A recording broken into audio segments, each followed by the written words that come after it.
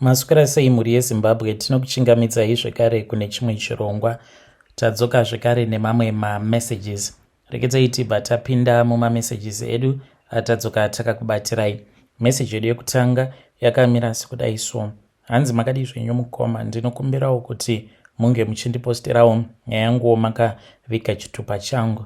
Ininiwo I am going at a certain college makare muno muHarare, but I am already married zvangu. Saka murume wangu iye akati ainge achida kuti ndige ndichinyora O level. Ndakanyora O level yangu ndikapasa. Ainge achida kuti ndinge ndichienda kuteachers college, but ndakazoramba zvangu. So pane imwe course iyo yaakazondimanikidzira kuti ndinge ndichiita. Akaita zvekundimanikidza, ndaiva ndine imwe course yangu, but akabva aramba. So kubva ipapo ndakazongotanga kungomuvenga. Recently murume wangu akandibvunza kuti why wava kuita zvekubleacher. Kutaura chokwadi mukoma, like kubva zvandakatanga kudzidza pacollege apa pandiri kudzidza, ndava kutozviona sekunge ndichitoriwo musikana, ende kunyange shamwari dzandava kutowirirana nadzo, ndiri kuwirirana nevasikana vechidiki vane maboyfriends akawanda.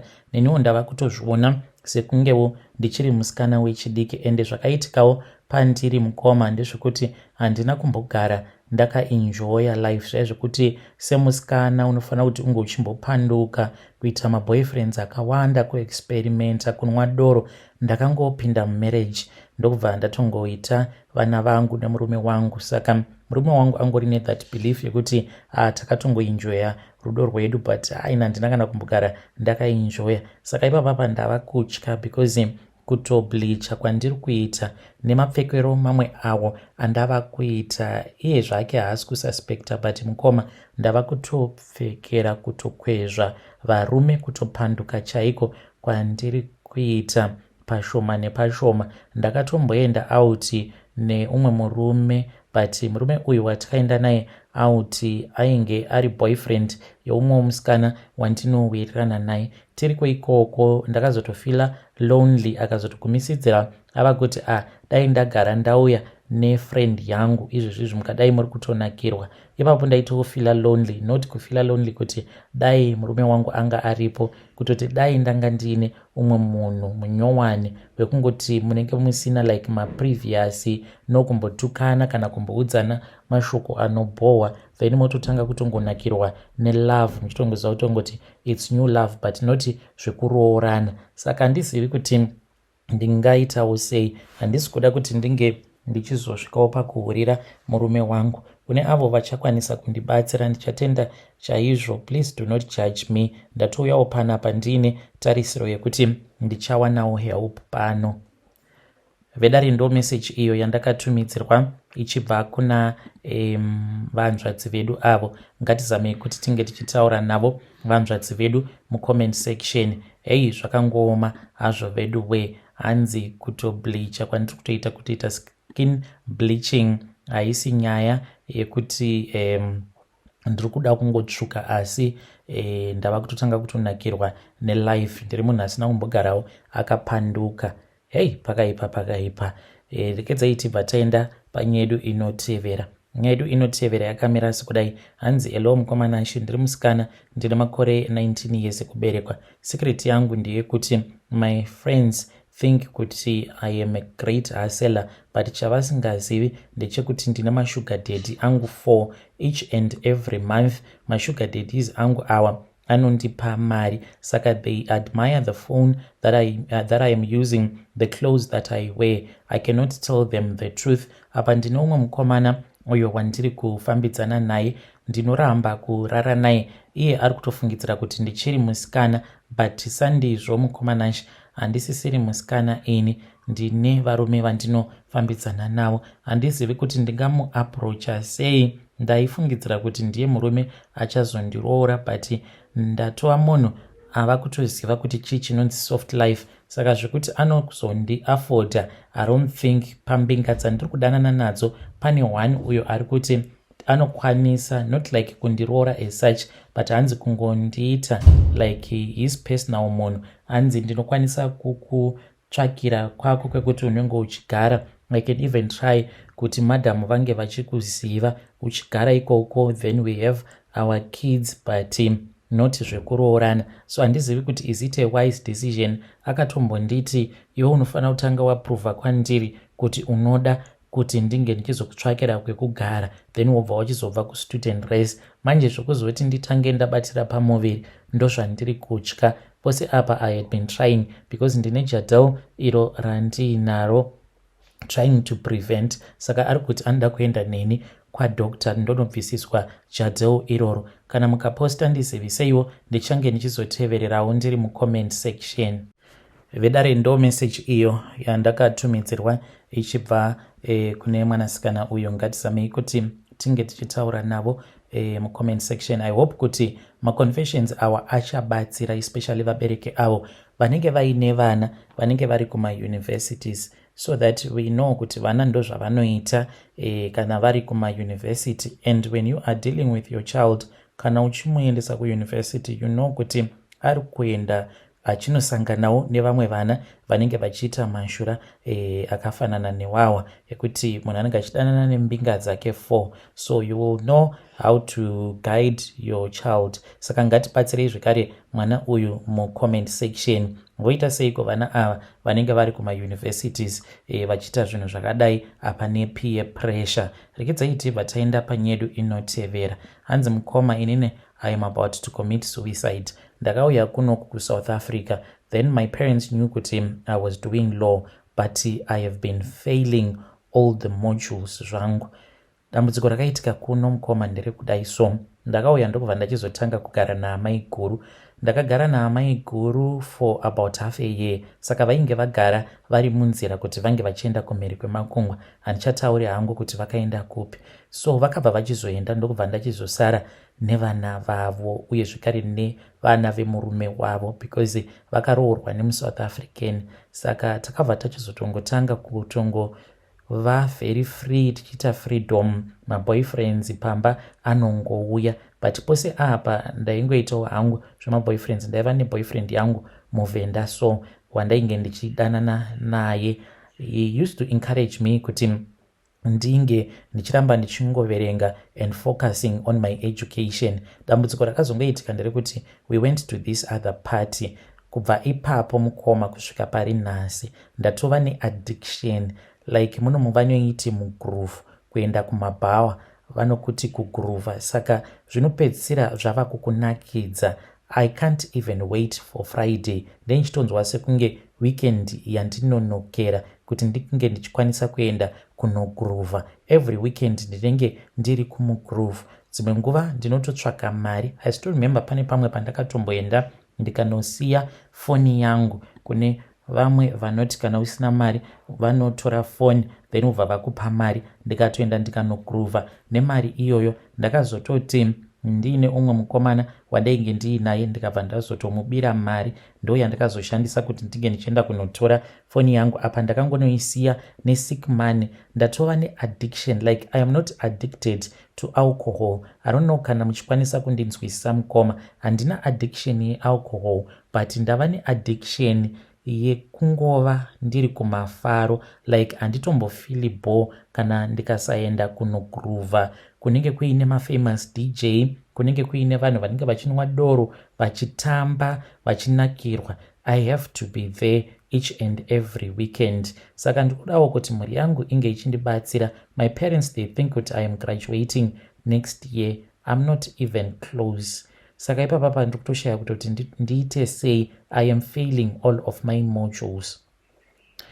Hey, vedare ndo message iyo yandakatumidzirwa ichibva kuna vanzvadzi vedu avo. Ngatizamei kuti tinge tichitaura naye mwanasikana uyu mucomment section. Hanzi ndakafoira mamodules angu ose nekuda kwekuti ndiri munhu anonakirwa nelife uye zvikare ndinogara ndichienda kumapati akasiyana siyana. Ya, zvakangoma vazvo veduwe. Rekedzai tibva taenda panyedu inotevera. Nyedu inotevera yakamira sekudai so. Hanzi mukomana nashi makadii zvenyu? Ndiri mudzimai ndine makore 22 years ekuberekwa. Last year I pretended to be drunk so that I could sleep with this other guy who was my crush.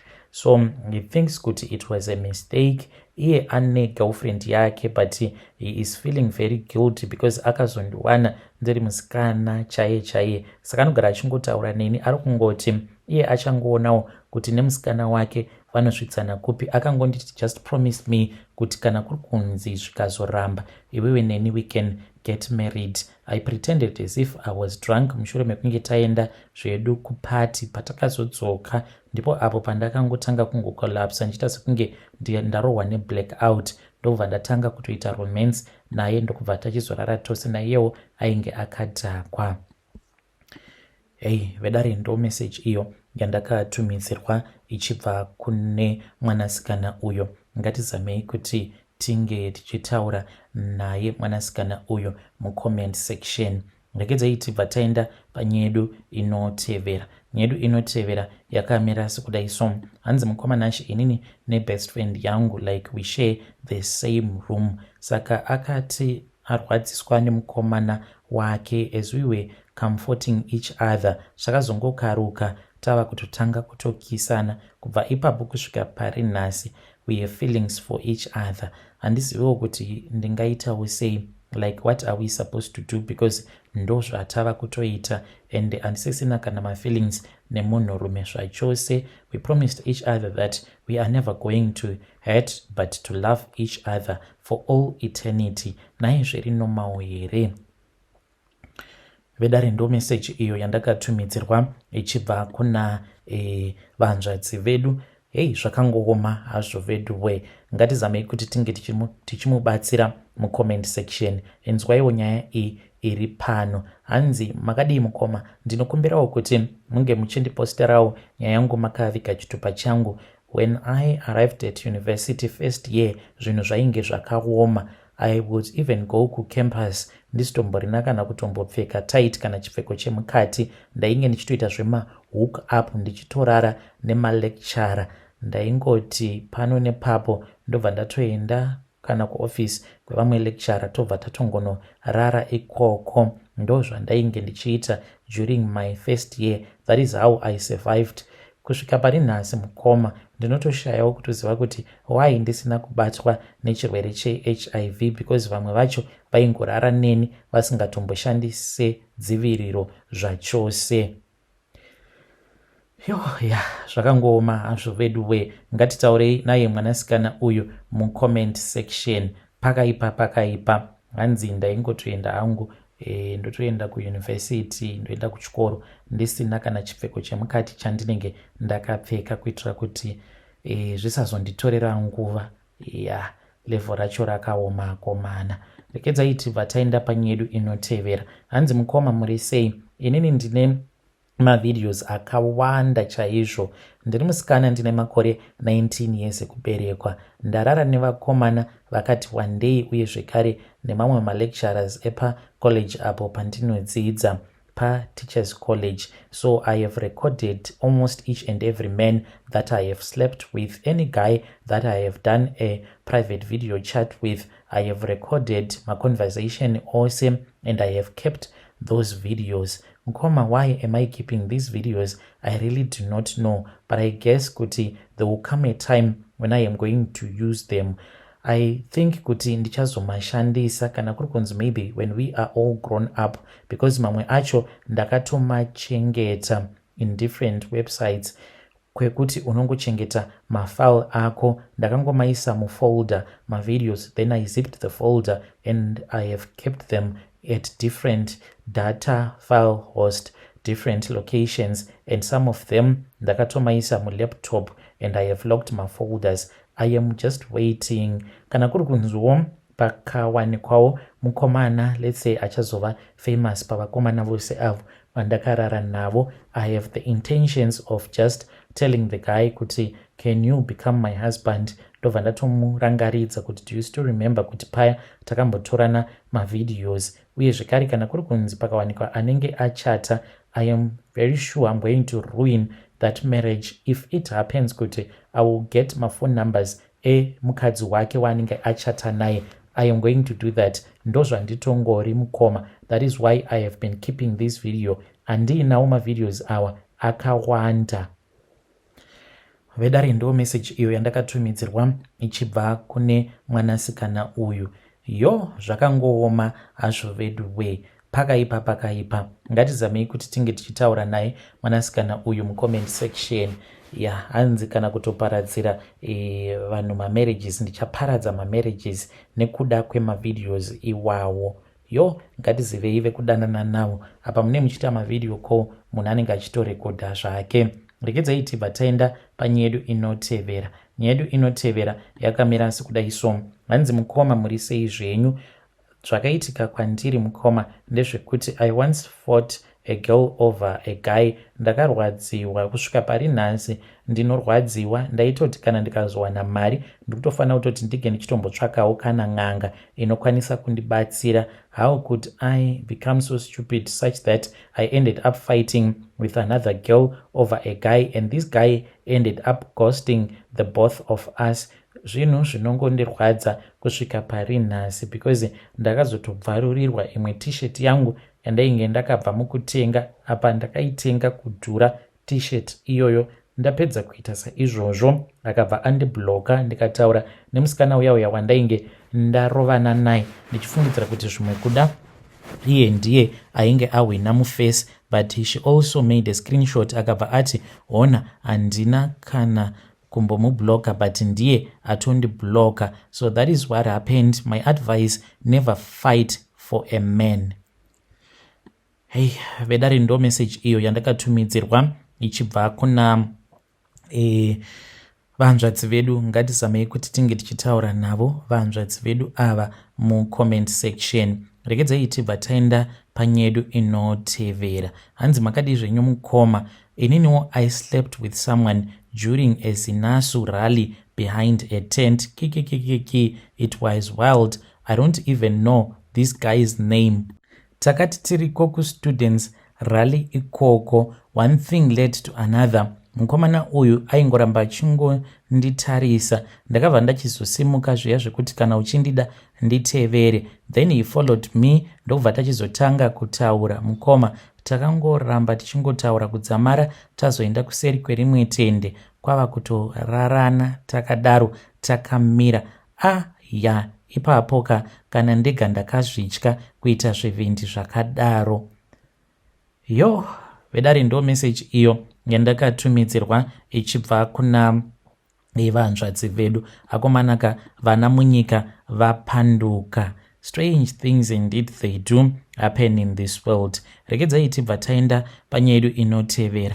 Nyedu inotevera yakamira sekudai so. Hanzi mukoma, ininiwo ndiri mudzimai, ndine makore 34 years ekuberekwa. Apo pandainge ndiri kuuniversity hakuna kana aimbova nefungidziro kuti ndiri munhu ane musikanzwa. Ndainge ndiine musikanzwa. Apa ndakazotoroorwa zvangu nemurume atori fata zvavo. Haatomborina kana fungidziro yekuti izvi ndo zvandaita pandainge ndiri kuuniversity. Kana akanzwa kana kuti kuri kunzi kana Mwari vakangomurakidza kavision kapisi kadiki so kezvandainge ndichita ndiri kuuniversity, umwe munhu anofenta kukolapsa, kudonha kufa chaiko. I once gave a guy whom I was dating an STI and then ended up blaming his other girlfriend. So this guy aipota achiuya kuzonditora kubva kuchikoro achizonondisiya mutown, then ndobva ndachizokwira makombi ndichidzokera kumba. Ndainge ndiine umwe murume wandainge ndichidanana naye, ainge akangoita kunge sugar daddy vangu. Saka ivavo ndo vakandipa STI because ndakati ndarara navo. Mangwana acho makuseni ndakarwadziwa ndichibuda mamwe madischarge. Then this boyfriend of mine manje akangokaruka atongouya kumba kwedu. Akauya kumba akabva anditi ndoda kupinda newe mutown. Ndapinda mumotikari paya. Munhu kwava kuenda neni kumba kwake, kwava kutorara neni muswere wese wezuva sezvatainge tichingogara tichingoita. Ende akazotanga kurwara because akati arara neni like masikati usiku hwacho. Girlfriend yake uyo waakazoroora achizouya vakarara wese usiku hwose. Saka akazotanga kurwara mukoma, aiti mudumbu akapera kuonda, but yainge iri STI. Akazogumisidzira ava kutoblema girlfriend yake because inini ndaingoshunyaira ndichirwadziwa ndichinzwa kuti uko kwaparara because ndaitsemukira uye zvekare ndichisvuuka, but kuti ndike ndichitaura kuti ndarwara, ndiri kurwadziwa zvainge zvisingaite. Girlfriend yacho ainge achirwara nesiki yacho iyo yaminoti yainge iri siki yakaita sei. Chinhu changu chakagomisidzira chatsvukuruka nekusvuuka. Ndo pandakazochienda manje kuchipatara, ndokuzotorambana kwatakazoita inini nemukomana uyo wandainge ndichidanana naye. Vedare ndo message iyo yandakatumidzirwa ichibva kuna vanzvadzi vedu. Ngatitaurei navo vanzvadzi vedu ava mucomment section. Kana muine maconfessions enyu, whether uchiri kucollege, kuuniversity, you can bring those confessions. Uye zvekare kana uine masecrets avo awakaita uchiri kuuniversity, you can also bring those secrets and then I would read them panapa paplatform pedu. Ngatisanganei zvekare mune zvimwe zvirongwa zvinotevera.